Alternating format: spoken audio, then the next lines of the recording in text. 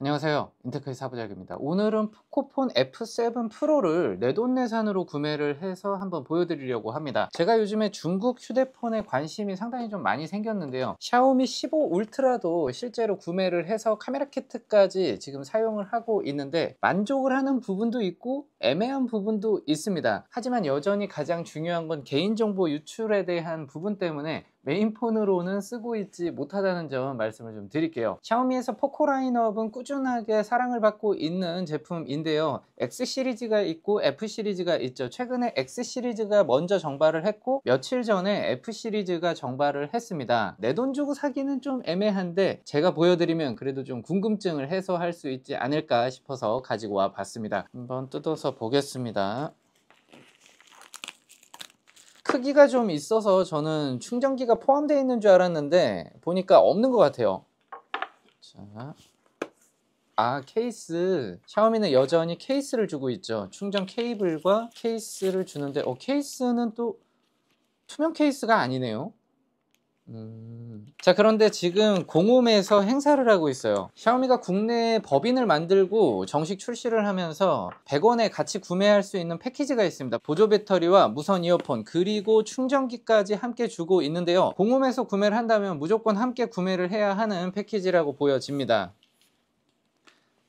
이렇게 실버 난해한 느낌이 있네요. 이 유광 무광의 투톤이 중국에서는 이런 거를 좋아하나 봐요. 요즘에 중국 드라마를 보는 분들이 좀 많이 늘어나고 있는데 중국 드라마에 보면 다 이렇게 카메라 섬이 동그랗고 크게 제작이 되어 있습니다. 사실 근데 샤오미 15 울트라하고 비교하면 굉장히 작은 카메라 섬을 보여주고 있는 미니 사이즈 같네요. 아이폰 프로맥스하고 갤럭시 울트라하고 비교를 해보면 디자인 면에서는 팔이 안으로 굽는 건지 저는 카메라 섬 디자인만큼은 갤럭시 쪽이 좀 낫지 않나 생각이 들고요. 아이폰도 다른 디자인은 다 좋은데 저는 카메라 섬은 아직도 조금 적응이 안 되는 것 같아요. 지금 시대 스마트폰에서 이 카메라 섬의 디자인을 예쁘게 뽑는다는 게 정말 쉽지 않은 것 같습니다. 갤럭시 25 울트라하고 비교를 하자면 이런 느낌으로 차이가 좀 납니다. 샤오미 휴대폰들은 기본적으로 필름이 붙어서 나옵니다. 샤오미는 또 전용 충전 방식을 지원하기 때문에 90W까지 충전 속도를 내기 위해서는 전용 충전기를 꼭 사용을 해주셔야 돼요. 한국 정발을 했기 때문에 당연히 한국어가 있고요. 지역을 선택할 때 홍콩을 선택하고 들어가면 아직까지는 편법이지만 상대방에게 통화 녹음 시 고지가 되지 않는 걸로 알고 있어요. 무게감은 나쁘지 않은 것 같아요. 샤오미 15 울트라의 경우에는 카메라가 앞쪽에 몰빵되어 있기 때문에, 그리고 존재감이 너무 크잖아요. 사실 무게 밸런스는 최악입니다.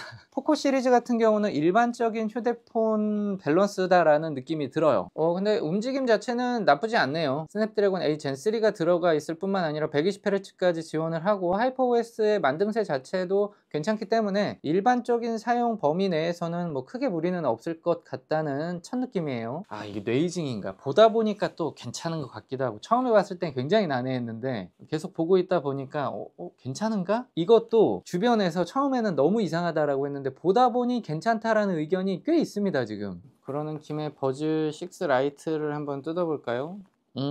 착용감은 나쁘지 않네요. QCY 정도는 되는 것 같습니다. 이 정도면 그래도 가성비로 쓰기에는 나쁘지 않은 것 같고요. 샤오미 15 울트라하고 비교를 하면 칩셋 차이가 있기 때문에 싱글코어 2000점 가까이 나오고 멀티코어 5000점 중반이 나온다라고 하면 여러분들께서 일반적인 사용을 하고 고사양 게임을 하는데도 사실은 큰 문제가 없습니다. 지금 출시 가격을 보면 이제는 70만원 정도 한단 말이에요. 이것저것 혜택이 있다고 하더라도 뭐 어찌됐든 구매할 수 있는 가격이 60 중반에서 70까지 올라간 제품이기 때문에 가성비 제품이다라고 이렇게 딱 이야기하기는 좀 어려운 것 같아요. 70만원이면 이제 중급형 제품으로 들어오고 A5 라인과 비교를 해보면 칩셋이 이제 메이저 칩셋이 들어간다라는 점, 움직임이 나쁘지 않다라는 점, 하지만 삼성페이가 안 된다는 점, 보안에 대해서 약간 신뢰가 되지 않는다는 점, 카메라가 사실 또 좀 궁금하잖아요.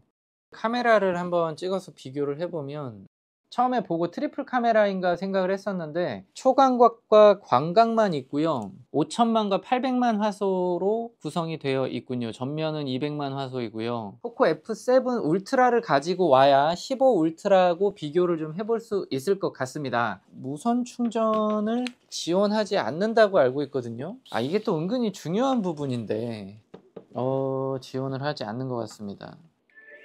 네, 요거는 지금 바로 올라오죠. 이거 당연히 안 되겠지만, 뭐야 이거? 놀라운 지점이 하나 있어요. 15 울트라의 카메라 키트를 포코 F7에 했는데 이런 식으로 지금 찍힙니다. 다른 버튼들은 먹지 않고 오로지 셔터 버튼만 먹히고 있어요. 그러면 이게 이렇게 충전도 되나?